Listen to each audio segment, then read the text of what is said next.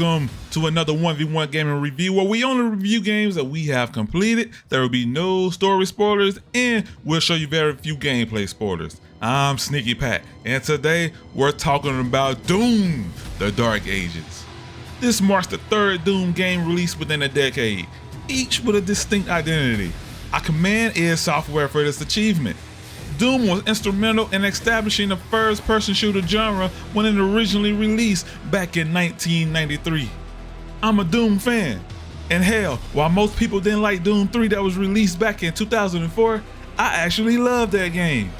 Doom 2016 rebooted the franchise with excellent gameplay, and Doom Eternal was basically Doom 2016 but cranked up times 10.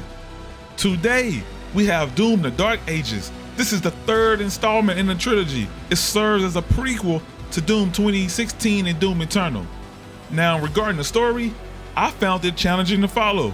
The increased number of cutscenes this time around, many of which I found uninteresting and lacking in character introductions, it led to me skipping a lot of them quite frequently. I personally could care less for the storyline in a Doom game. All I really want to do in Doom is, well, rip and tear.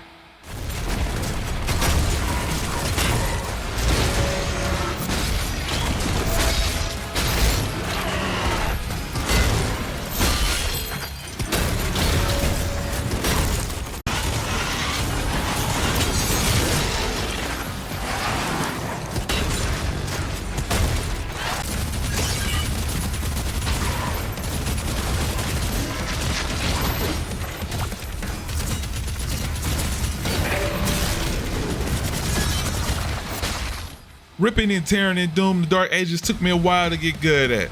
When I say a while, I'm talking about 5 to 6 hours to fully understand how I'm supposed to use the Doom Slayer this time around. The Doom Slayer isn't as mobile as he used to be in the first two games. This time, you have a shield to stand and fight. With this shield, you have to parry a lot. Yes, Doom is still an FPS game, but you have to parry as if you're playing God of War or any other melee game where parrying is mandatory. No longer can you double jump, nor do you ever unlock the ability to get a double jump. You do, however, have this shield badge that you'll be using for mobility, and this dramatically changes how you'll be destroying demons this time around. I can't say if this is a better direction or not, but what I can say is that I prefer Doom 2016 and Doom Eternal. So let's discuss this shield in more detail. If you dislike parry-based gameplay, I must inform you that you will most likely find Doom: The Dark Ages unappealing as well. Parrying is mandatory, at least on medium difficulty in my experience. It's important to note that the parrying window can be adjusted for easier gameplay, but parrying remains a core mechanic throughout most of Doom: The Dark Ages. I also started to see that deflecting enemy attacks proved more effective than most of my guns. Even with some upgrades on most of my guns, parrying just seemed way more effective, and that just didn't feel right to me. Another thing that didn't feel right to me is the fact that the glory kills are no longer a thing for the most part. They're here, but not really. Now, the Doom Slayer does this punch and kick to execute a demon. I just didn't like it. But I was still, you got it, ripping and tearing.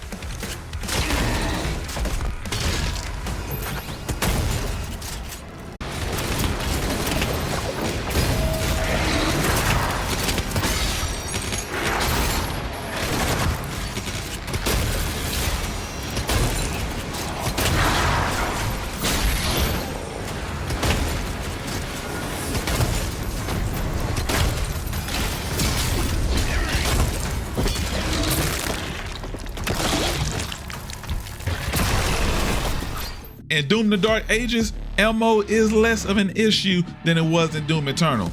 You could realistically stick to 2 to 3 weapons the whole campaign, and that did cross my mind because for whatever reason, using a weapon wheel is very bad on Xbox. There's a delay before it pop up when you're even just walking, and it seems to have a delay when you're doing other certain animations in the game when trying to switch weapons. It also blows my mind that there still isn't any mouse and keyboard support on consoles when it comes to these updated Doom games. Okay, so Doom: The Dark Ages level design. They're mostly flat since there's no double jump. They indeed still look good, of course, but it all just feels kind of flat. I wasn't crazy about that, but I do appreciate the little puzzles you still have to do to find all the secret areas. This has consistently been a significant positive aspect of the Doom franchise, and I'm pleased to inform its substantial presence in Doom: The Dark Ages. As far as the upgrades has a spectrum of enhancements, some significant and others less impactful. Ruins are reintroduced, they're basically active perks. When it comes to the weapon upgrades, the full impact of certain weapon upgrades may only be evident upon reaching the final upgrade tier. This highly bothers me in games, so that to go along with the parrying deflection being stronger than most guns, I started to get annoyed. But even while I'm annoyed, yeah, I was still rip and tear.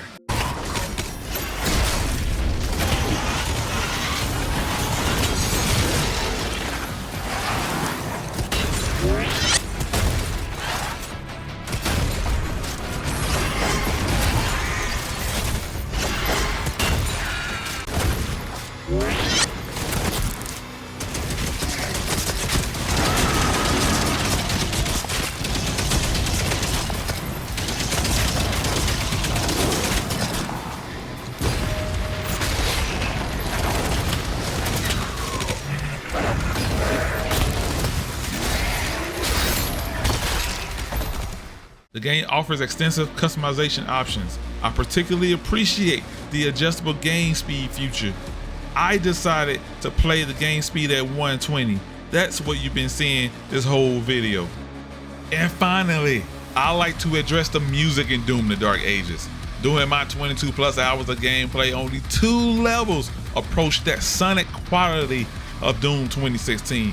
While yes, I understand Mick Gordon is no longer the composer, the soundtrack shouldn't be considered noise. I enjoy bands such as Megadeth, Iron Maiden, Slipknot, and even my favorite band of all time, Metallica. However, the music in Doom: The Dark Ages often sounded dissonant and failed to complement the on-screen action. The intended hellish atmosphere was not effectively conveyed through the music, in my opinion, for the most part of the game.